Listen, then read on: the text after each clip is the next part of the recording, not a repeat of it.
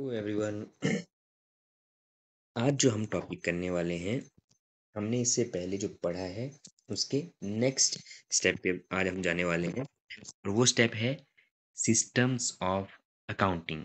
Accounting को हम किस तरीके से करते हैं, कौन से वो सिस्टम हैं जिनके बेसिस पे अकाउंट्स काम करते हैं या अकाउंट्स का काम करते हैं। तो सिस्टम ऑफ अकाउंटिंग में दो सिस्टम हैं। दोनों सिस्टम आपके यहाँ ये लिखे हुए हैं। ये है dual entry system and second one is single entry system. Dual entry system जो है वो ऑथेंटिकेट है। जो सबसे बेस्ट वे है अकाउंटिंग का वो है डुअल एंट्री सिस्टम। ये डुअल एंट्री सिस्टम हमें बताता है कि जब भी कोई ट्रांजैक्शन होगी, जब भी कोई बिजनेस ट्रांजैक्शन होगी, जब भी हम कुछ खरीदेंगे, कुछ बेचेंगे, कोई काम करेंगे, तो हमेशा उसके दो एस्पेक्ट होंगे। एक साइड होगी डेबिट और दूसरी साइड होगी क्रेडिट। मीन्स एक देने वाला होगा, एक लेने वाला होगा। मीन्स एक को लाभ हो रहा होगा, एक को लॉस हो रहा होगा। मतलब पैसा एक दे रहा होगा पैसा और एक ले रहा होगा पैसा। जैसे कि अगर हम गुड्स बेचते हैं तो हमें पैसा मिल रहा होगा, लेकिन गुड्स जा रही होंगी। तो जो डुअल एंट्री सिस्टम है ये सबसे ऑथेंटिकेट तरीका है आपकी अकाउंटिंग का। इसके बेसिस पे ही जो आजकल जो आधुनिक जो अकाउंटिंग होती है वो डुअल एंट्री सिस्टम पे ही होती है। इस यही सबसे मेन तरीका है जिसमें हम मैचिंग कॉन्सेप्ट को भी जो फुलफिल करता है कि एक साइड जो है वो दूसरी साइड से मिली हुई होनी चाहिए। Debit side is equal to credit side होनी चाहिए। तो वो सिर्फ डुअल एंट्री सिस्टम में ही होता है। और सेकंड है सिंगल एंट्री सिस्टम। ये सिस्टम बहुत पुराना भी है और ये इतना ऑथेंटिकेट भी नहीं है, लेकिन अकाउंटिंग करने के ये दो तरीके हैं, इसलिए इसको भी पढ़ना ज़रूरी है। सिंगल एंट्री सिस्टम में क्या होता है कि ये दो तरीके से प्रभावित नहीं होता है। इसमें डायरेक्ट आप एंट्रीज जो है वो पास कर देते हैं, तो ये इतना ऑथेंटिकेट नहीं है और आजकल के टाइम पे इसका इतना उपयोग भी नहीं होता है। तो सिस्टम ऑफ अकाउंटिंग सिर्फ दो हैं, उसमें एक डुअल एंट्री सिस्टम है और एक सिंगल एंट्री सिस्टम है। Next is basis of accounting. Basis of accounting भी दो तरह के हैं। वन इज कैश बेसिस और सेकंड इज अक्रूवल बेसिस। तो कैश बेसिस, कैश से ही आप समझ गए कि रोकड़ पैसा। तो कैश बेसिस में हम क्या करते हैं कि हम जब भी अकाउंटिंग करते हैं तो हम ये मान के चलते हैं कि जब भी हमें कैश प्राप्त होगा, जब भी फर्म को कैश मिलेगा, उसकी अकाउंटिंग तभी ही की जाएगी। ये वाला मेथड है, इस मेथड की एक दिक्कत ये है कि ये रेवेन्यू रिकॉग्नाइजेशन जो वाला जो कॉन्सेप्ट है कि जब भी रेवेन्यू कमा लिया जाता है उसको अकाउंट्स में लिखना है, उसकी अकाउंटिंग करनी है, उसको फुलफिल नहीं करता है। कैश बेसिस पे हम ये करते हैं कि जब कैश मिला या जब हमने कैश दिया, हम उसी समय उसको अकाउंट उसकी अकाउंटिंग करते हैं। जैसे मान लो कि आपने 15 फरवरी को कोई चीज़ बेच दी, लेकिन उसके जो पैसे हैं वो हमें 15 अप्रैल को आए। तो अकाउंटिंग ईयर तो 1 अप्रैल से 31 मार्च को चलता है। अब मार्च में जो चीज़ खरीदी और उसके पैसे हमें आए हैं अप्रैल में। तो जो अप्रैल में हम क्या करेंगे, अगर कैश बेसिस होगा तो हम उसकी अकाउंटिंग करेंगे अप्रैल में, और अप्रैल में तो नया ईयर शुरू हो जाएगा।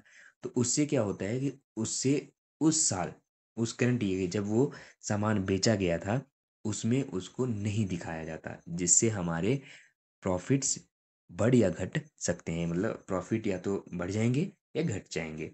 इस- ये कैश बेसिस जो अकाउंटिंग है उसकी लिमिटेशंस हैं। सेकंड है अक्रूवल बेसिस। अक्रूवल बेसिस में हम क्या करते हैं कि जो हमारी रेवेन्यू रिकॉग्नाइजेशन का जो कॉन्सेप्ट है वो फुलफिल भी होता है। और इसमें क्या करते हैं कि हम जब भी हमारे पास रेवेन्यू जनरेट हो जाता है, हम उसकी वैल्यूएशन, उसकी अकाउंटिंग अपने बुक्स ऑफ अकाउंट्स में करते हैं। कैश बेसिस पे हम जब कैश रिसीव होते हैं तब करते हैं, या कैश जब हम देते हैं तब होता है।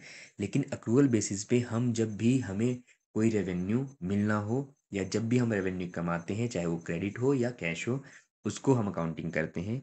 और जब भी हम कोई चीज़ खरीदते हैं, ये तो बेचने वाला कॉन्सेप्ट हो गया। वैसे ही हम अगर कोई जब भी हम कोई चीज़ खरीदते हैं, फिर चाहे वो कैश में हो या उधार पे हो, हम उसकी अकाउंटिंग उस पर्टिकुलर डे पर ही करते हैं।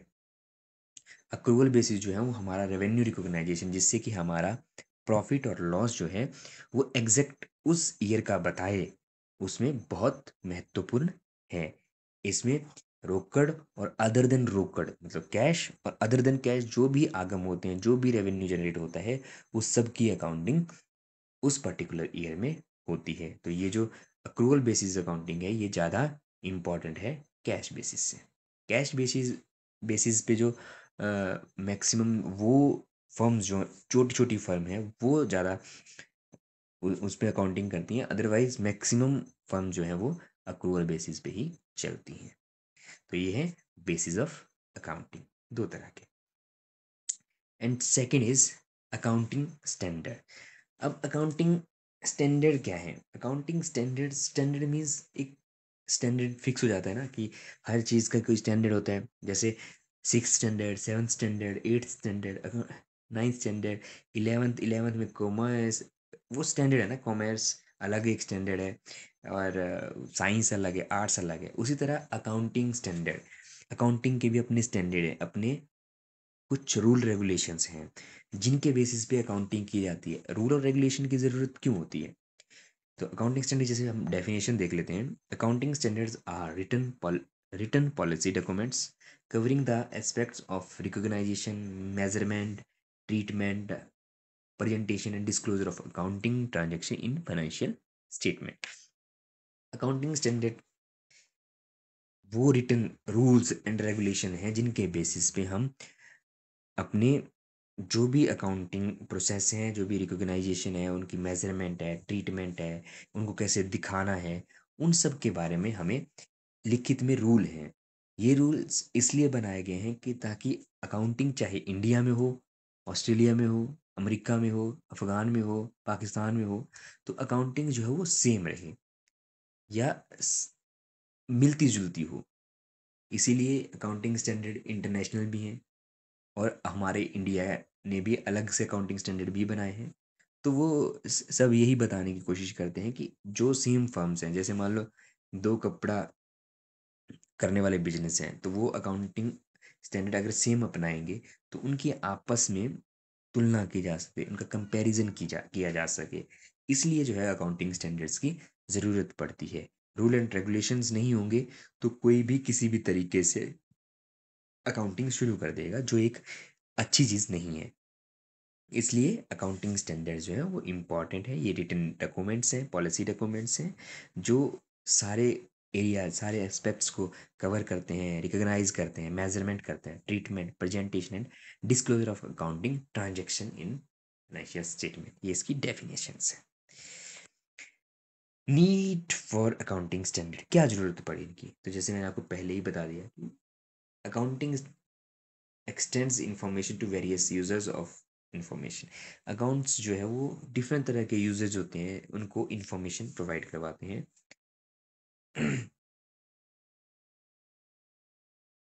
ये क्या करते हैं कि जो भी हमारी संस्था है उसकी फुल डिस्क्लोजर, उसकी इंफॉर्मेशन का फुल डिस्क्लोजर करते हैं यूनिफॉर्मिटी में, मतलब एक समान, एक तरह के, ताकि लोग उससे सही डिसीजन ले सकें।